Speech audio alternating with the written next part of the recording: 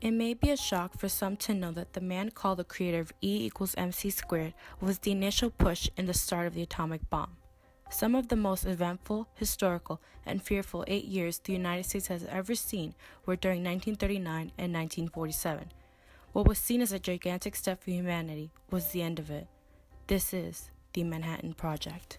On August 1939, world-renowned physicist Albert Einstein wrote a letter to President Franklin Roosevelt about the recent success in Germany. He, along with fellow scientist Enrico Fermi, who escaped fascist Italy, warned the President of the United States of the possible danger if Nazi hands were to touch such discovery. Germans were working on something new, splitting an uranium atom. Such action will result in an immense release of power, an atomic bomb. Einstein urged an undecisive Roosevelt that America must take action and win the race to atomic bomb now. Roosevelt heard his words, but the process was slow. It would be another 2 years before a firm group of individuals would be working non-stop day and night. In late 1941, the American search for the building of the atomic bomb finally had a name, the Manhattan Project. This project was a research program developed during the time of World War II to help develop the first nuclear weapons. Although the research project was being led by Major General Leslie Groves of the U.S. Army Corps of Engineers, the U.S. was not acting alone in this. They had support from both the United Kingdom and Canada. When the actual program was approved by President Roosevelt and began up in 1939, there were only a small amount of people employed. Over the course of the next couple of years and the advancements the scientific community was making within this program, the employment number would rise to more than 100,000 workers, costing the U.S. around $27 million today, $2 million back then. Over 80% of this money was going towards constructing factories to produce fissile material, which is a material that is able to sustain a nuclear fission chain reaction. This was very important to the development of the bomb, since it would show that they were making progress and allow for the project to speed up. In the end, over 300,000 people, including 200,000 scientists, were a part of the Manhattan Project. With such a large group of individuals sworn to secrecy, Roosevelt himself never told Congress where all of this money was going to. Even President Truman himself did not learn of this project until after winning office. Facilities were built at Oak Ridge, Tennessee, and Hanford, Washington. The main production factory, where the bombs were actually made, was located at Los Alamos, New Mexico. The head of this factory was Robert Oppenheimer, a talented Jewish physicist who feared what the growth of Hitler's army meant for his relatives and friends in Germany. He and his colleagues were able to do the impossible, split uranium. Uranium-235, the most important element in the composition of the bomb, was incapable of being split chemically from its more abundant form, uranium-238.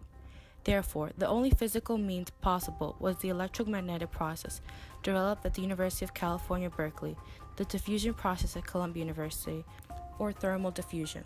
Such actions require the building of factories big enough to withstand their explosion, as well as strong enough to produce an immense amount of electrical power. These methods were put into production at a 17-square-mile region near Knoxville, Tennessee, known as Oak Ridge. When the uranium nucleus splits into two, neutrons break free on their own. These high-velocity neutrons collide with other uranium atoms, causing the fission to repeat itself. This process is called chain reaction. Scientists knew if they could produce a fast enough chain reaction, the energy released would be that of an atomic bomb. However, the process does not work for just any uranium atom. This is true since it was proven that uranium-238 does not fission. When neutrons are thrown at the atom, they are absorbed, causing the uranium-238 to turn into an entirely new element. However, uranium-235 is the perfect fit for bomb makers. When hit with neutrons, this atom splits, and other neutrons, along with energy, are released. The only challenge now was how to separate uranium-235 from uranium-238. The initial plan for the uranium bomb was to fire a lump of the uranium at another one inside a gun barrel. Scientists assumed this same process would work for plutonium, but it didn't since a chain reaction had already occurred even before the lumps collided. This meant that Oppenheimer had to rush for a new method. He and other scientists quickly decided to try implosion.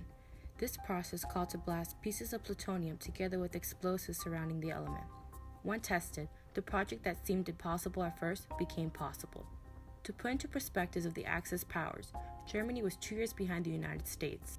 While Americans had just completed the design and production of the very first atomic bomb, Germans were still trying to figure out how to cause a chain reaction in uranium, the very first step in the bomb-making process.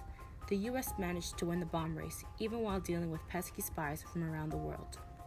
The very first time that an atomic bomb had exploded was at 5:30 a.m. on July 16, 1945, at a section of the Alamogordo Air Base 120 miles south of Albuquerque, New Mexico.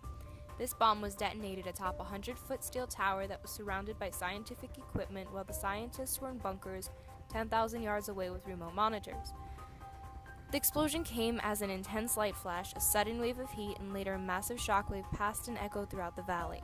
A ball of fire rose into the sky rapidly, followed by the now familiar mushroom cloud that extended 40,000 feet into the sky. As for the steel tower, it was completely destroyed, and the desert floor was fused to glass for a radius of 800 yards. On April 30th, 1945, Hitler placed a gun to his head and pulled the trigger as Russian troops fought within yards of his subterranean bunker. Right before this, Hitler appointed Admiral Karl Dönitz to be his successor to continue on fighting. This would mark the end of the Third Reich, or the Nazi regime. A few days later, Germany surrendered, ending the war in Europe. However, the U.S. still needed to win the war with Japan. 1 month later, after this first atomic bomb explosion, 2 other atomic bombs would be constructed, one using uranium-235 and the other using plutonium. These would be dropped on Hiroshima and in Nagasaki, Japan. On August 6, 1945, the uranium bomb was dropped on Hiroshima, killing between 90,000 to 150,000 people. 3 days later, on August 9th, the plutonium bomb would be dropped on Nagasaki, killing between 40,000 to 80,000 citizens. The bombings combined would initially cause around half of the total deaths. Most people died from the bombs, but in the months that followed, others were left with severe burns, radiation sickness, malnutrition, starvation, and other injuries which led to death. 6 days later, on August 15, 1945, the Japanese would surrender. On September 2nd of that year, Japanese government would sign the Instrument of Surrender, marking the end of World War II.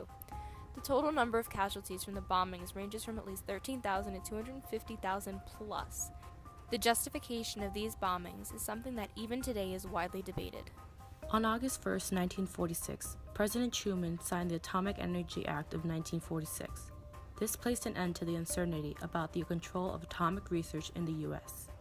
On January 1, 1947, the Manhattan Project was taken over by the United States Atomic Energy Commission. Einstein always said that he was only indirectly involved with the United States in the atomic bomb.